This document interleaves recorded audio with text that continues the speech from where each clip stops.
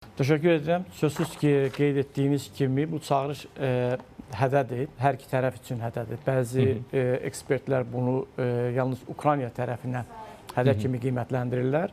Amma Ukrayna bu və ya digər şəkildə Amerika Birləşmiş Ştatlarının təklifləri ilə razılaşır atəşkəslə bağlı.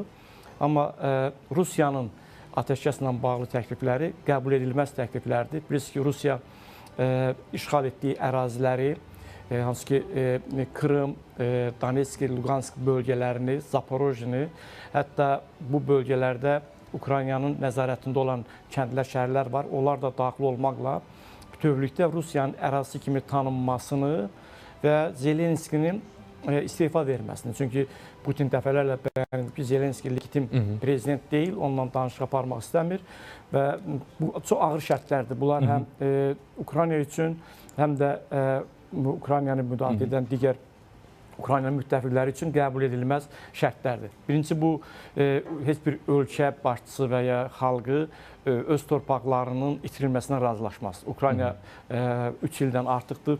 Ona görə mübarizə aparırdı ki, torpaqlarını işğaldan azad etsin. Yəni, bu olmuş təcavüzün qarşısını alsın. İkinci, bu beynəlxalq hüquq normalarına da çox böyük zərbədir, ziddir. Ona görə bu qəbul olunmaz bir təklifdir.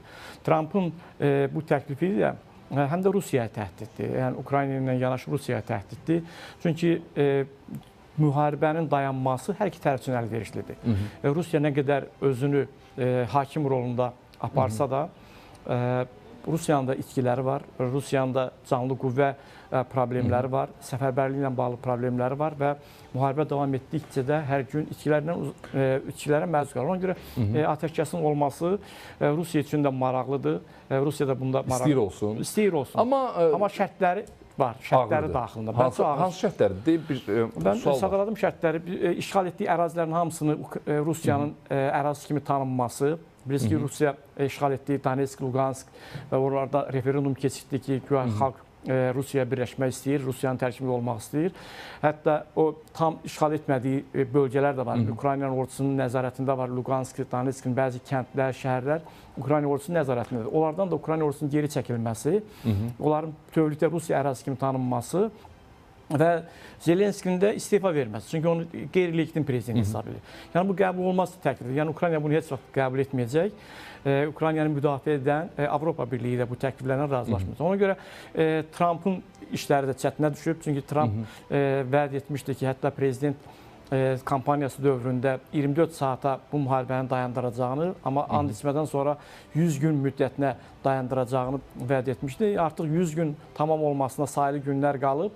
Demək olar ki, bu sahədə heç bir irəliləyiş əldə etməyib. Ona görə bu hədədən də istifadə edirlər ki, əgər bir razılaşma olmasa, tərəflər Amerika Birləşmiş Ştatlarının vasitəçiliyi ilə razılıq əldə etməsələr, Amerika Birləşmiş Ştatları geri çəkilə bilər.